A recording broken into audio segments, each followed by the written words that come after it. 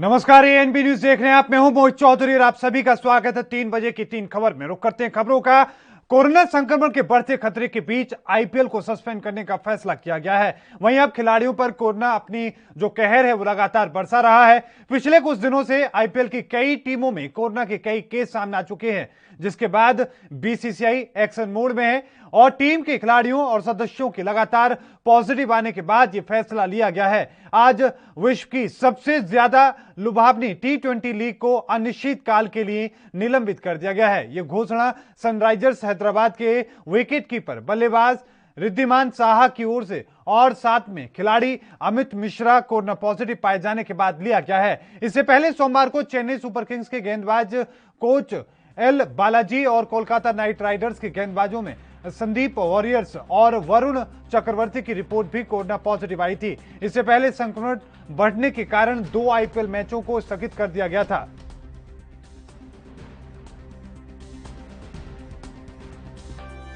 इस तरीके से देखती हूँ, एक्चुअली मैंने 30 को ही ये पीआईएल फाइल कर दिया था, तो समझिए 4 दिन पहले ये पीआईएल फाइल हो चुका है। मैं वही दिन पे बीसीसीआई को सर्व कर चुकी हूँ और मेरे को लगता है जैसे ही उन्होंने वो पीआईएल पढ़ा होगा, उसके बाद आप देखेंगे उन्होंने अपने प्लेयर्स को बताना चालू कर दिया कि ये 2 यहाँ पे प्लेयर को कोविड हो गया, यहाँ पे 3 और ग्राउंड्समैन को कोविड हो गया है। और आप देखेंगे कि इस कोविड की जो डिस्क्लोजर है ये मैंने अपने पीआईएल में भी मांगी है। मैंने बोला आप मुझे बताइए कि ये कोविड प्रोटोकॉल्स कौन से आपने लागू किए। नंबर 2, अब वो दिन से लेकर अभी तक उन्होंने रीस्केड्यूलिंग की है। उन्होंने उसके बाद बोला है कि हम ये वाला डिले कर रहे हैं, तो 2 मैचेस की रीस्केड्यूलिंग और डिले हो चुकी है। मैं भी एक क्रिकेट लवर हूं। इस इंडिया में आप रह के आप क्रिकेट से प्यार करते हैं, पर अगर आप क्रिकेट से प्यार करते हैं, आप उन क्रिकेटर्स के बारे में भी सोचिए, उनकी हेल्थ के बारे में सोचिए कि उनके साथ क्या हो रहा है। पर आपके क्वेश्चन पे मैं आती हूं तो मुझे लगता है कि मेरी पीआईएल की इसमें बहुत बड़ी कंट्रीब्यूशन है। जिस दिन से मैंने पीआईएल डाली है और मैंने उनको सर्व किया है, आप देखेंगे कि सैटरडे को भी न्यूज में आ गया था कि मैंने पीआईएल डाली है। शोभा डे ने अपने आर्टिकल में लिखा था कि मैंने बीसीसीआई के अगेंस्ट पीआईएल डाली है। बीसीसीआई को 30 तारीख से पता है, 30 तारीख से लेके अभी तक बीसीसीआई एकदम बैकडाउन हो गया है। अब धीरे धीरे करके ये न्यूज निकाल रहे हैं। उनके पास तो बहुत दिन थे। 7 अप्रैल को भी उन्होंने जब टेस्टिंग करवाई है, इतने लोग पॉजिटिव निकले, 14 लोग पॉजिटिव निकले थे, तभी भी रोक सकते थे। कब से बोल रहे हैं हम देखते हैं कुछ होएगा तो करेंगे, कुछ भी नहीं किया। जिस दिन ये पीआईएल डाली है मैंने, उस दिन से बीसीसीआई बैकडाउन होना चालू हो गया है। इसलिए मैं मानती हूं, मैं बॉम्बे हाई कोर्ट की और अपने चीफ जस्टिस की मैं बहुत ग्रेटफुल हूं। मैं उनके सामने हाथ जोड़ के बोलती हूं, thank you very much lordship कि आपने मुझे अलाउ किया। मैं ना और आपने देखा कि किस तरीके से आईपीएल को अब सस्पेंड कर दिया गया है। कब तक सस्पेंड है इसकी कोई तारीख निर्धारित नहीं की गई, लेकिन देश में, भारत में क्रिकेट को लेकर, आईपीएल को लेकर किस तरीके का क्रेज होता है वो सभी ने देखा है। लेकिन अब बढ़ते कोरोना संक्रमण का जो कहर है वो आईपीएल पर भी ग्रहण लगा रहा है। आपको बता दें कि इससे पहले 2 खिलाड़ी थे जो कोरोना से संक्रमित पाए गए थे और उसके बाद 2 मैचों को डिले कर दिया गया और इसके बाद से ही लगातार आईपीएल के ऊपर जो खतरे के बादल थे वो मंडराने लगे।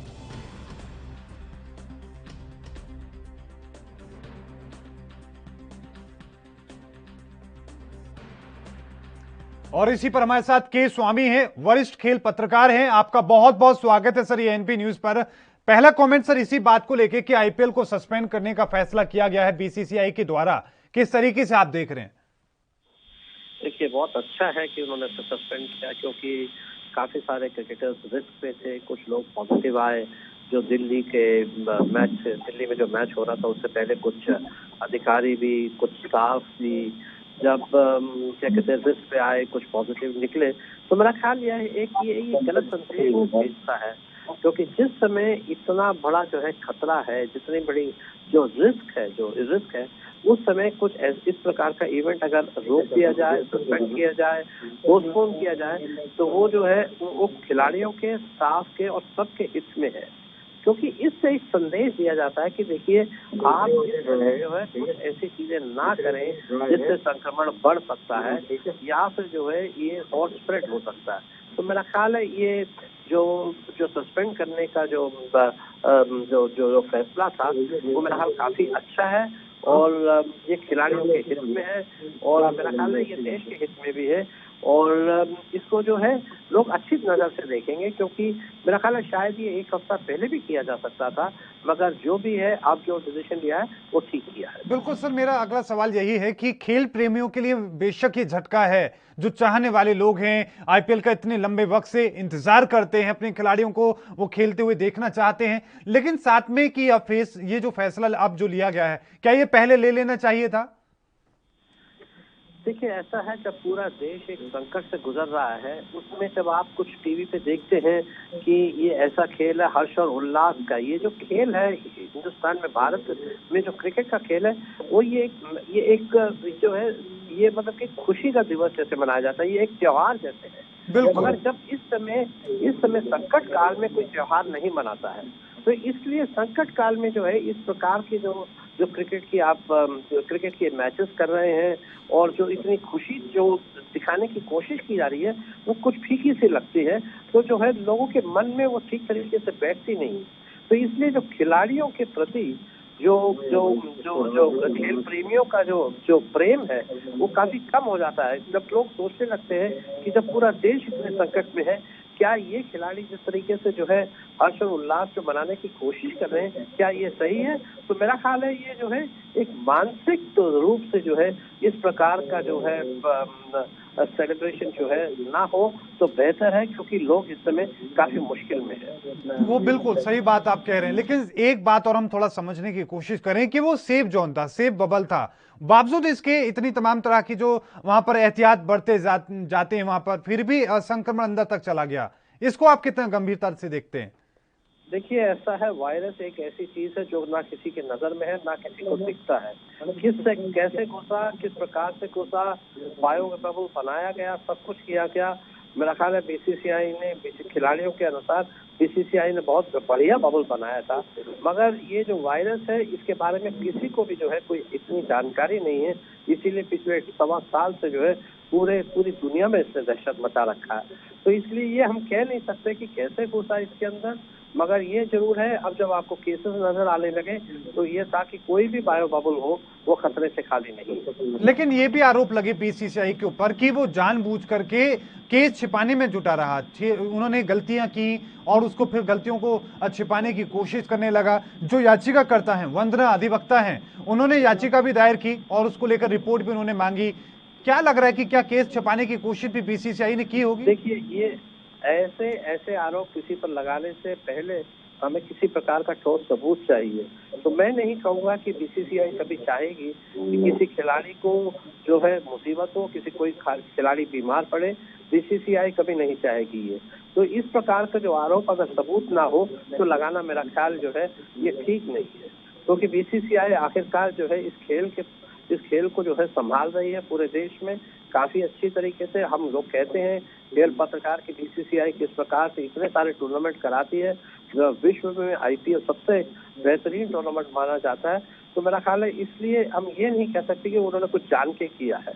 कोई भी इस समय जो है कोई भी खेल, कोई भी संस्था, कोई भी ऑर्गेनाइजेशन, कोई भी ऐसी चीज जो है जान के नहीं करेगी। और कुछ हो रहा है, कुछ हुआ है तो ये दिखाता है कि वायरस जो है किसी भी प्रकार से जो है कभी भी किसी को भी आ सकता है। तो मैं ये नहीं मानता हूँ कि किसी ने कुछ भी जो है जान के किया है, ये आरोप गलत है। के स्वामी जी, एक बात और हम थोड़ा समझने की कोशिश करें कि अब क्योंकि सस्पेंड करने का फैसला लिया गया है, न सिर्फ भारत में बल्कि पूरी दुनिया में एक संदेश अच्छा जाएगा। सोशल मीडिया पर हम देख रहे थे कि किस तरीके से लोग अपनी बातें कह रहे थे, प्रतिक्रियाएं दे रहे थे कि देश मुसीबत में है और इस तरीके से आईपीएल चल रहा है, लगातार इतना पैसा खर्च किया जा रहा है। दुनिया भर के जो लोग थे, क्या लग रहा है कि वहां पर अब अच्छा संदेश जाएगा? देखिए ऐसा है, जो भी संदेश इतने दिन का था वो अब सस्पेंड करके जो है बीसीसीआई ने एक सही संदेश दिया है कि इस समय जो है खेल जो कराना जो है ठीक नहीं है। तो मैं समझता हूँ कि बहुत अच्छा किया, हालांकि सस्पेंड हो गया बीच में, अब दोबारा कब पोस्टपोन होके जब शुरू होगा वो तो नई डेट्स बीसीसीआई ही तय करेगी। मगर फिलहाल जो उन्होंने इस पर रोक लगाया है बहुत अच्छा निर्णय है। के स्वामी जी, इसमें अगर हम आर्थिक रूप से भी समझने की कोशिश करें तो आईपीएल के पीछे बहुत पैसा लगता है, बहुत बड़े बड़े स्पॉन्सर्स होते हैं, खिलाड़ियों को पैसा मिलता है, बहुत लोगों को रोजगार की व्यवस्था होती है। तो इस लिहाज से भी हम समझने की कोशिश करें कि किस तरीके का नुकसान होगा आईपीएल को लेकर, बीसीसीआई को लेकर, किस तरीके के नुकसान आप देख रहे हैं? है कि इस पैंडेमिक, इस कोविड के कारण हर संस्था, हर इंसान को, हर एक को जो है नुकसान हुआ है। तो जो है बीसीसीआई या क्रिकेट अलग चीज नहीं है, उनको भी नुकसान हुआ है, बाकी व्यवसायिक रूप से भी लोगों को नुकसान हुआ है। तो इसलिए कोविड के कारण हर एक को नुकसान हुआ है। कितना नुकसान हुआ है, कैसे हुआ है, ये अभी उसका अनुमान नहीं लगा जा सकता। तो ये है, इस समय लोगों की जान बचाना ज्यादा जरूरी है, ना कि ये देखना कि कितना घाटा हो रहा है किसी को। यकीनन। बहुत बहुत धन्यवाद के स्वामी जी हमारे साथ जुड़ने के लिए। वरिष्ठ खेल पत्रकार हमारे साथ जुड़े के स्वामी जी, उन्होंने अपनी बात रखी, उन्होंने बताया कि किस तरीके से ये जो फैसला अब लिया गया है उसको लेकर उन्होंने कहा कि अच्छा फैसला है, इससे अच्छा संदेश ना सिर्फ भारत में बल्कि पूरी दुनिया में जाने वाला है। आपको एक बार फिर बता दें कि आज भारत में जो कि बहुत ज्यादा लगातार जो जितनी भारी संख्या के लोग हैं, जो सपोर्टर हैं क्रिकेट के, आईपीएल के, आज उन तमाम लोगों को बड़ा झटका लगा है क्योंकि आज खेल आईपीएल को जो सस्पेंड करने का फैसला बीसीसीआई के द्वारा लिया गया है।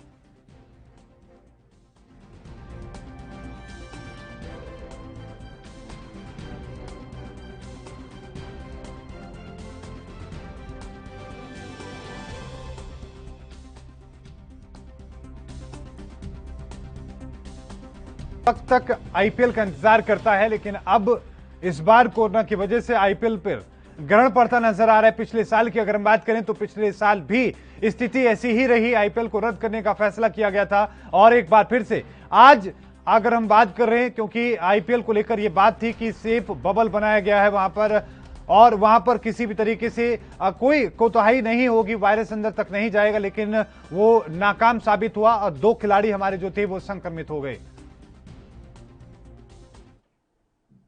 तो वहीं देश में कोरोना का कहर लगातार बढ़ता जा रहा है। बढ़ते संक्रमण पर कई राज्यों में लॉकडाउन लगा दिया गया है। इसी बीच कांग्रेस के पूर्व अध्यक्ष राहुल गांधी ने पूरे देश में पूर्ण लॉकडाउन लगाने की मांग की है। उन्होंने ट्वीट किया कि कोरोना के बढ़ते संक्रमण को रोकने के लिए अब सिर्फ एक ही रास्ता बचा है और वो है संपूर्ण लॉकडाउन। राहुल गांधी का ट्वीट ऐसे समय में सामने आया है जब देश में कोरोना संक्रमितों की कुल संख्या 2 करोड़ के पार जा चुकी है।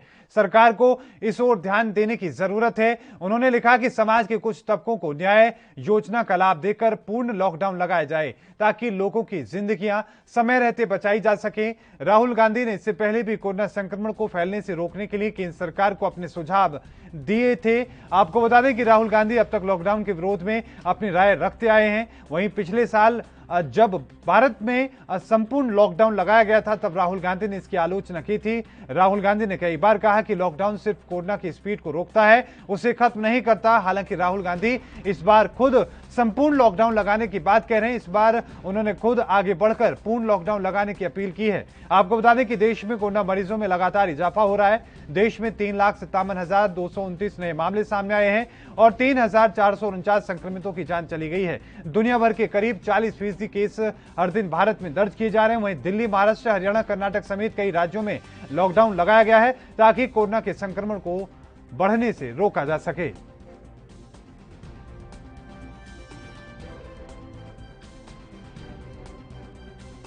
और इस बीच हमारे साथ कांग्रेस से कुंवर सिंह हमारे साथ जुड़ चुके हैं, कांग्रेस के नेता हैं। आपका बहुत बहुत स्वागत है सर। ये एनपी न्यूज पर राहुल गांधी के द्वारा लॉकडाउन लगाने की मांग कही गई है, किस तरीके से आप देख रहे हैं सर?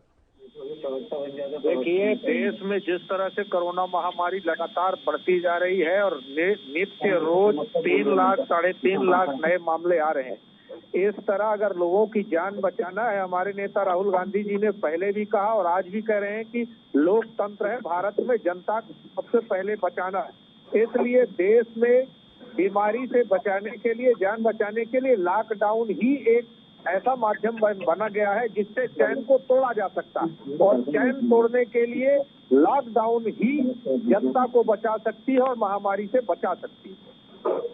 कुंवर सिंह जी, लॉकडाउन की आप बात कर रहे हैं, लेकिन पिछले साल की हम बात करें या फिर अब तक हम बात करें, राहुल गांधी लगातार आलोचना करते रहे हैं वो कहते रहे कि लॉकडाउन से कोरोना खत्म होने वाला नहीं है, उसकी रफ्तार में बेशक कमी आती है। अब लॉकडाउन की बातें देखिए, पिछले साल माननीय प्रधानमंत्री जी रात सीधे से देश बंद जी। यदि आप किसी तैयारी के बिना लॉकडाउन लगाएंगे। ठीक है कुंवर जी, मैं आपकी पूरी बात सुनूंगा, पूरा कमेंट आपका लूंगा, लेकिन उससे पहले एक छोटे से ब्रेक पर हमें जाना होगा। रुकेंगे एक छोटे से ब्रेक के लिए, उसके बाद लगातार खबरों का सिलसिला जारी।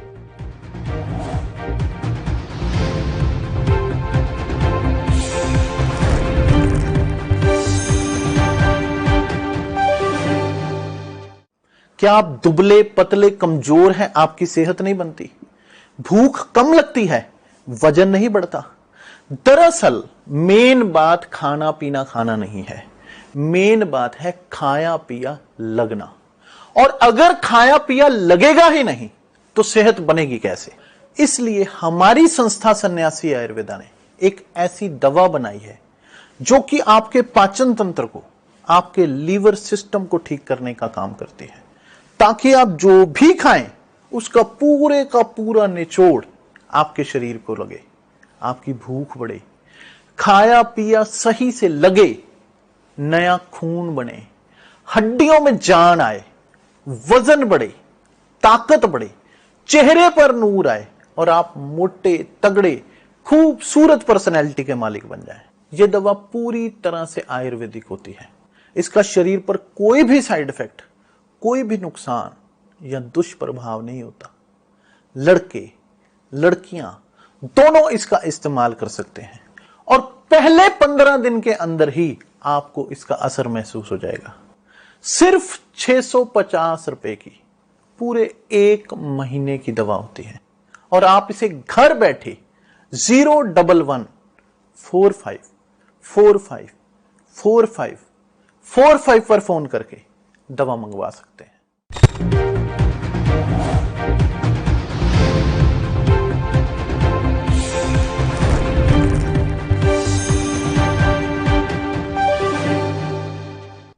तो ब्रेक के बाद एक बार फिर से आपका स्वागत है। लगातार जिस तरह की स्थिति पूरे देश में देखने को मिल रही है, कांग्रेस के पूर्व राष्ट्रीय अध्यक्ष राहुल गांधी ने लॉकडाउन लगाने की मांग की है। इसी को लेकर हम चर्चा कर रहे हैं। कुंवर सिंह जी हमारे साथ कांग्रेस से जुड़े हुए हैं फोन लाइन पर लगातार हमारे साथ।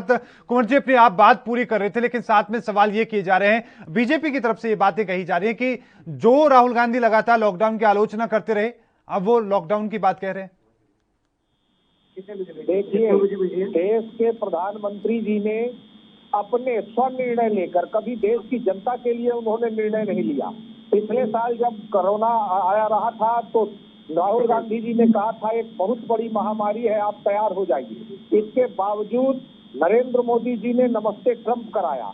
आज 1 साल बाद नरेंद्र मोदी जी ने हर सप्ताह प्रचार किया और एक बड़ी रैली की। 365 दिनों में नरेंद्र मोदी जी ने एक वर्चुअल मेडिकल रैली तक नहीं की और ना 1 साल के अंदर किसी अस्पताल का उन्होंने विजिट किया। यदि आप तैयारी करना चाहते थे, यदि आप कोरोना महामारी से लड़ना चाहते थे, यदि लोगों की आप जान बचाना चाहते थे, तो आपने इस कोरोना महामारी से लड़ने का क्या उपाय किया? आपने पैसे लिए, विश्व बैंक से पैसे मिले, पेयर फंड में मिले, लेकिन आपने जनता के लिए कुछ नहीं किया।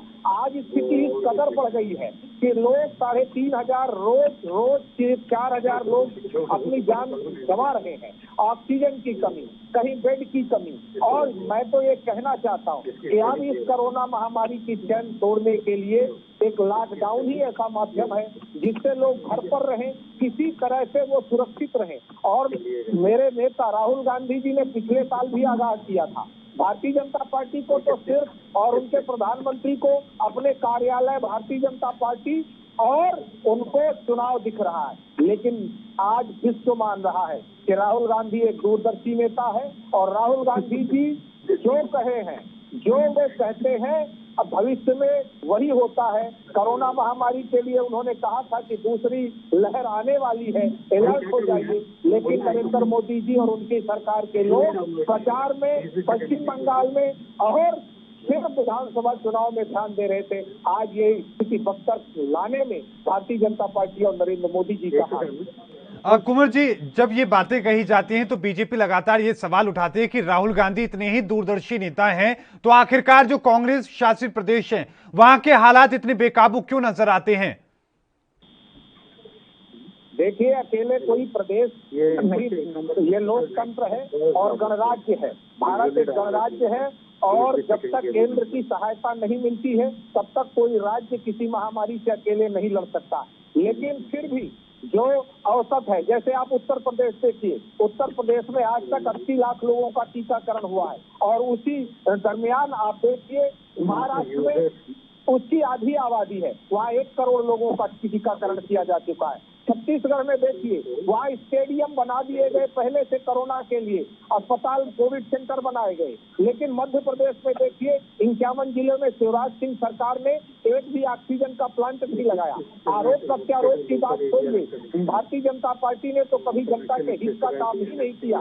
यदि देश के प्रधानमंत्री जनता का हित चाहते तो वर्चुअल रैली और बड़ी बड़ी रैलियां छोड़कर आपने अपने चुनाव प्रचार के लिए स्पेशल ट्रेनें चलवाई। लेकिन मजदूर के लिए आपने क्या किया? मजदूर अपनी जान गंवाते रहे। देश की लोकसभा में, राज्यसभा में आपके मंत्रियों ने इन मजदूरों का हिसाब तक नहीं दिया कि कितने मजदूर मरे। मैं तो कहना चाहता हूँ, भाजपा के लिए ये शर्मनाक बात है कि डॉक्टरों का हिसाब तक आपने नहीं दिया कि इस कोरोना काल में कितने डॉक्टर्स ने अपनी जान गंवाई है। मैं पूरे विश्वास से कहना चाहता हूँ कि इस कोरोना महामारी से लड़ने के लिए हमारे नेता राहुल गांधी जी ने कहा है कि लॉकडाउन लगाइए। प्रधानमंत्री जी, आपको विपक्ष की बात बुरी लगती है पर जनता के हित के लिए ऐसे निर्णय लेना चाहिए।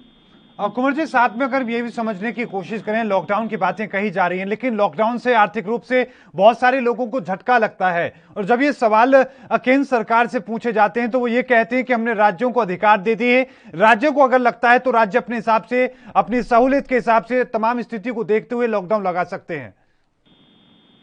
देखिए, यदि प्रधानमंत्री जी सचमुच ये कहते और करते तो रात को 8 बजे 12 बजे आके नोटबंदी, भारत बंद, जीएसटी, यदि आप इतना ही चाहते हैं कि देश के लोगों का भला हो और प्रदेश सरकारें काम करे तो दिल्ली में आपने क्या किया? उपराज्यपाल जी के पावर बढ़ाने का आपने संवैधानिक अधिकार, एक ऑर्डिनेंस क्यों ले आए? यदि आप चाहते हैं कि जनता का भला हो तो देश कोरोना महामारी की चपेट में था और आप कृषि सुधार के ऑर्डिनेंस ले आए, फिर आप लोकसभा राज्यसभा में कृषि बिल ले आए। आज देश का किसान रोड पर है, देश के किसान 500 से ज्यादा किसानों ने शहादत दे दी, लेकिन देश के प्रधानमंत्री जी का एक बयान नहीं आया। भाजपा का एक नेता उनके लिए एक शब्द नहीं बोल पाया। इससे ज्यादा शर्मनाक बात नहीं हो सकती है। देश के प्रधानमंत्री को अहंकार है और अहंकार में कोई भी व्यक्ति देश नहीं चला सकता। आप हमारे एक मित्र ने कहा था कि रोम जल रहा था और नीरव बंसी बजा रहा था। मैं तो कहना चाहता हूँ कि नरेंद्र मोदी जी मोहम्मद बिन तुगलक है, रोम के नीरो है, इनको अपनी बात मनमानी है। आज देखिए, अगस्त में लैंड जो है, इन्होंने अभी प्रोजेक्ट को 13,500 करोड़ रुपया इन्होंने पास कराया अत्यंत आवश्यक सेवा में। बताइए, देश महामारी की चपेट में है, लोग 4,000 रोज लोग जान गंवा रहे हैं, लेकिन प्रधानमंत्री जी को अपने प्रधानमंत्री निवास की पड़ी है और 13,500 करोड़ रुपया उन्होंने उस पर लगा दिया। यदि देश के प्रधानमंत्री चाहते, भाजपा के लोग चाहते, आरएसएस के लोग चाहते तो जनता को बचाने के लिए कोविड सेंटर बनाते, ऑक्सीजन की फैक्ट्रियां लगाते। लेकिन 1 साल के अंदर आपने ताली बजवाई, थाली बजवाई, बैंड बजवाया, मोमबत्तियां जलवाई। आपने कोविड से लड़ने के लिए नहीं बल्कि विश्व में भारत का नाक कटवाया है और विश्व में भारत को शर्मसार कर दिया। बिल्कुल, बहुत महत्वपूर्ण बात आपने कुंवर जी की है। अंतिम कमेंट के रूप में मैं आपके पास आ रहा हूं।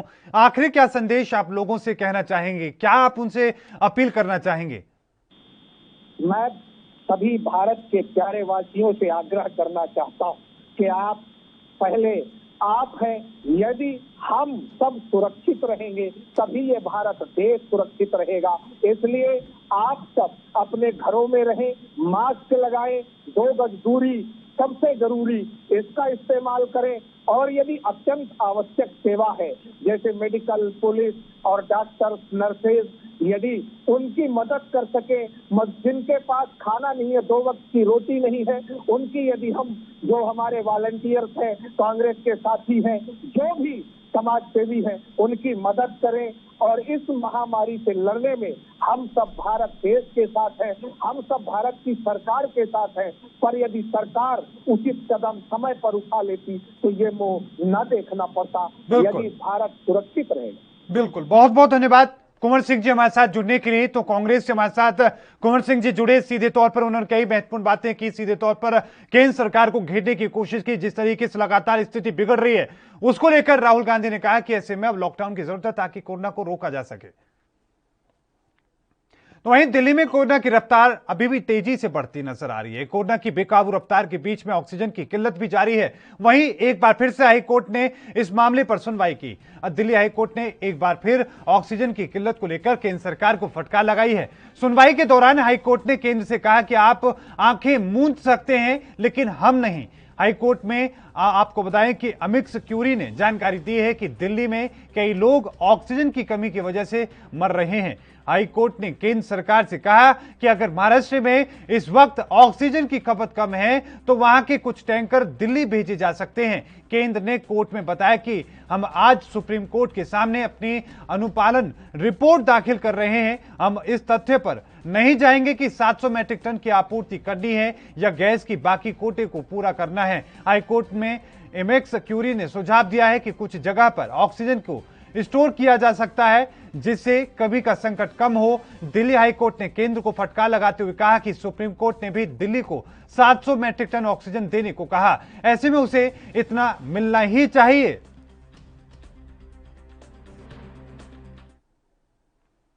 और इस बुलेटिन में अभी के लिए इतना ही। लगातार खबरों के लिए देखते रहें एएनबी न्यूज। मुझे दीजिए इजाजत, धन्यवाद।